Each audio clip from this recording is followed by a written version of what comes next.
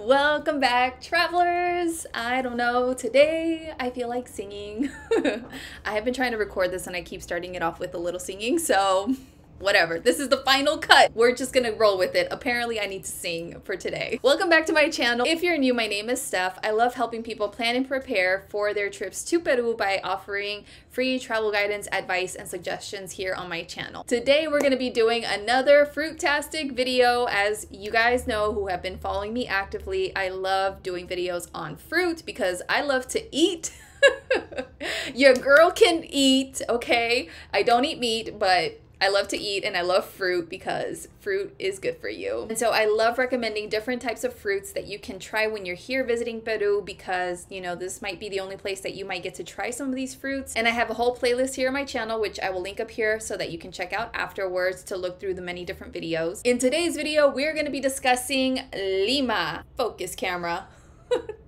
This is Lima. This is what it looks like. Before we talk about Lima, I want to share with you the drink that I just made. Look at this. This is a juice that I made from the guanabana and the tangy fruits, which I covered in my last two videos. If you haven't checked those out, you can go up here to the playlist later to look through those videos.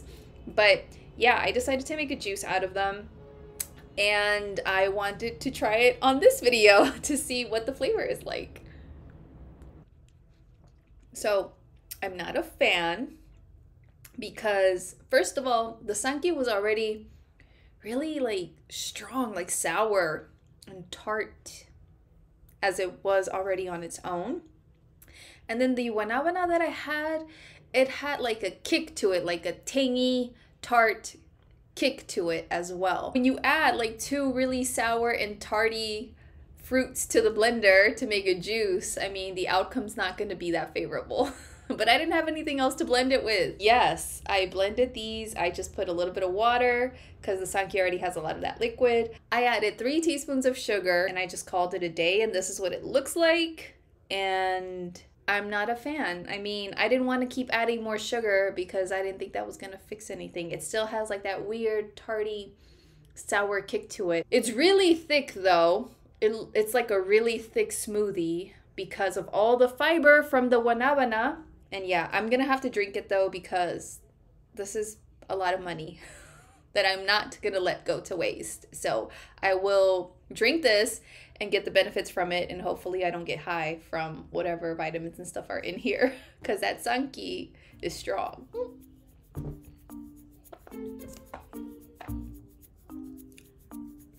So sour.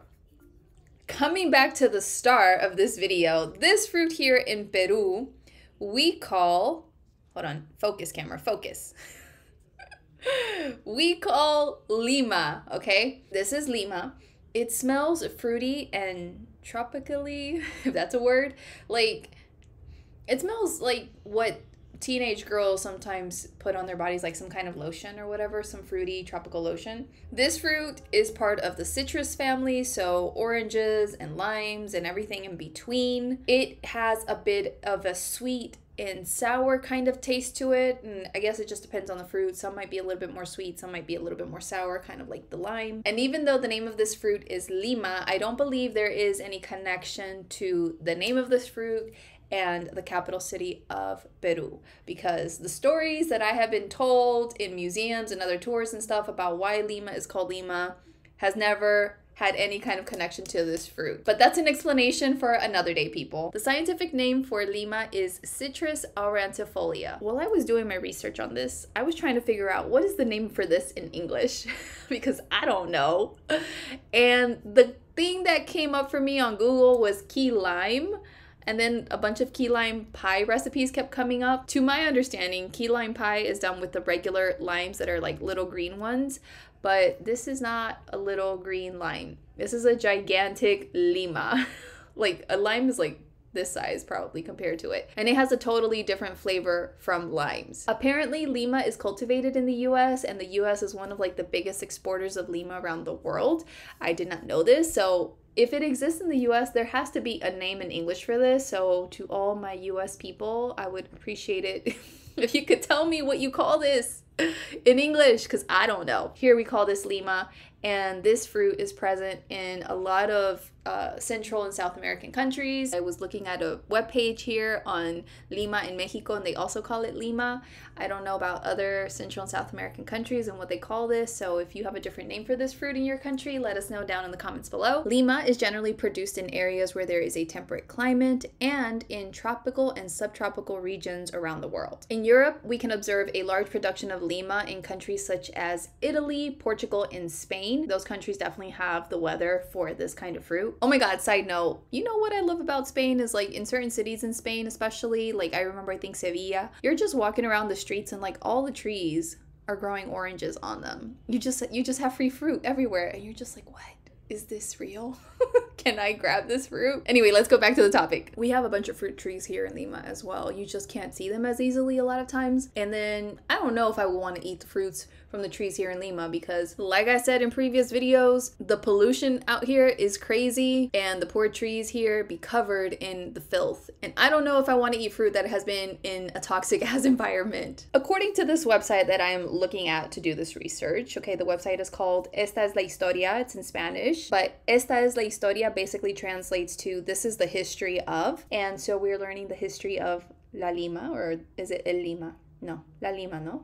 I don't know. In Espanol, sometimes I get my little articles confused. But anyway, Lima, we're learning the history of it. So according to this website and other pages that I have read as well on this fruit originated in Asia. Specifically, it says that in Persia and Malaysia is where the Lima really started taking off and being well known. And so Persia and Malaysia are the countries that really kind of pioneered for this fruit to get around all over the world. So according to history, it says that Lima first reached the European continent in the 11th century during the Crusades. Please don't ask me a whole lot about history because I don't know.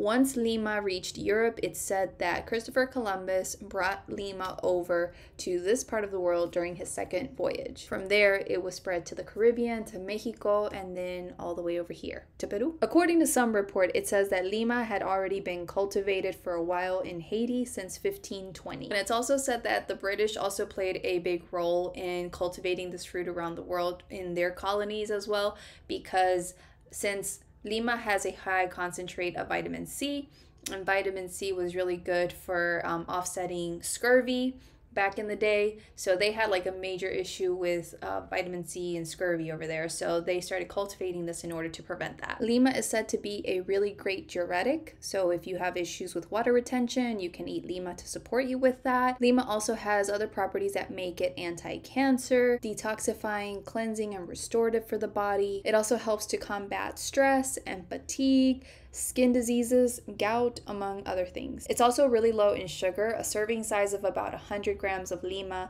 is about 30 calories, so it makes it ideal if you want to lose weight. I think that's it for the fun facts and nutritional content that this fruit has. I mean, this thing also has a lot of other vitamins and minerals, but I think most fruits have more or less the same things, so I don't want to go into that again. Now it's time to try out this fruit for you guys. I went to the kitchen to cut this open. Hold on, let me show you. Come on, camera. There we go. As the skin is really thick, can you see that?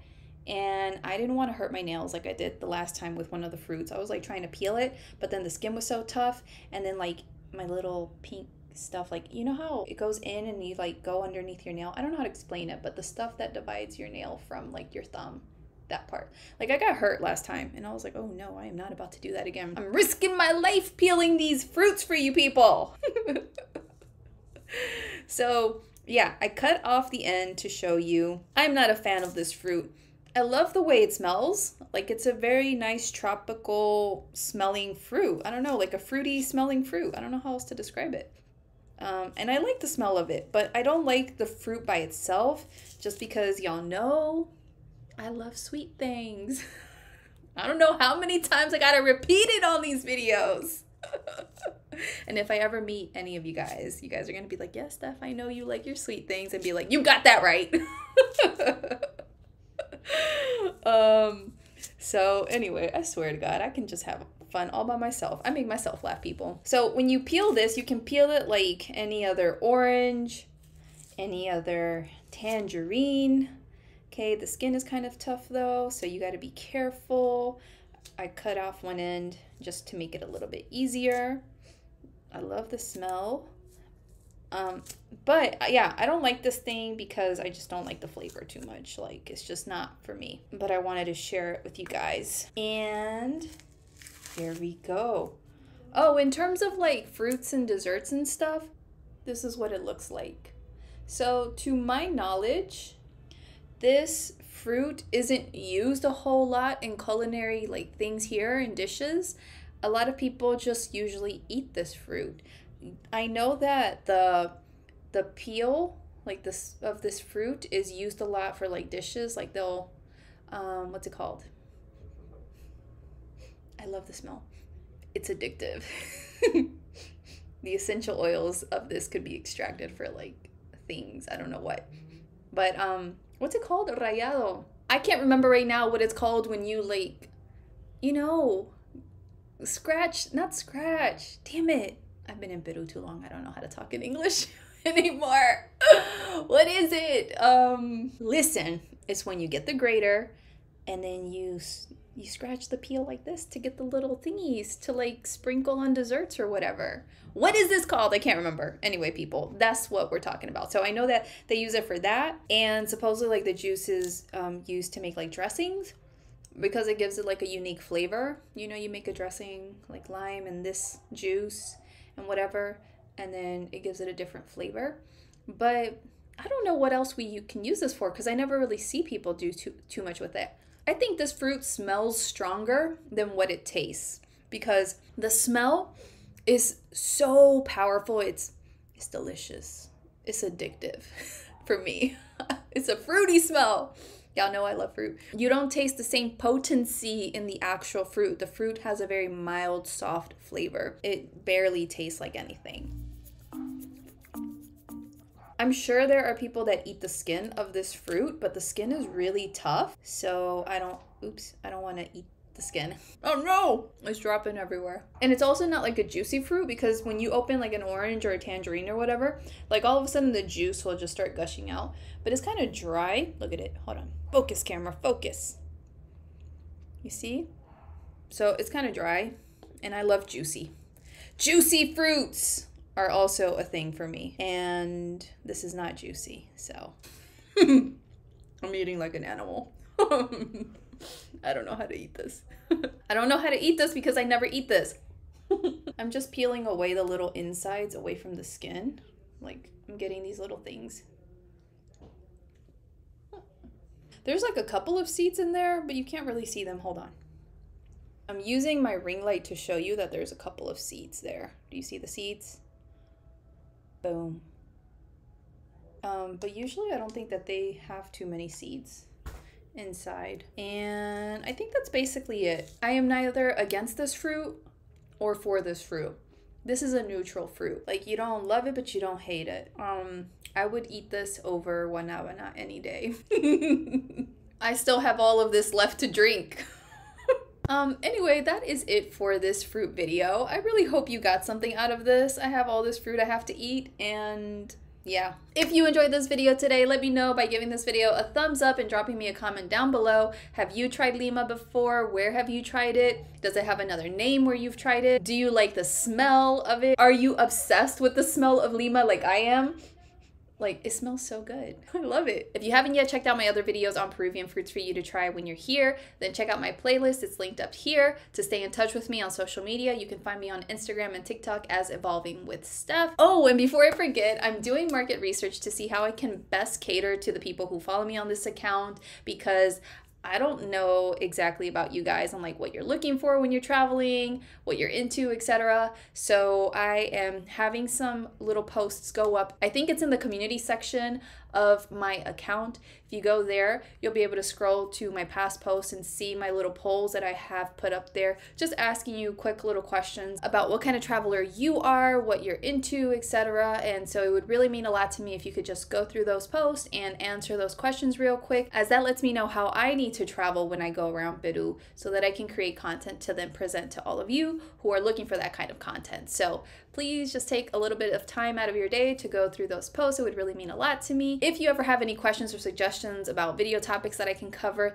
then please let me know in the comments below. And I think that's it. So as always, stay curious, keep traveling, keep exploring, and I'll see you in the next video. Ciao!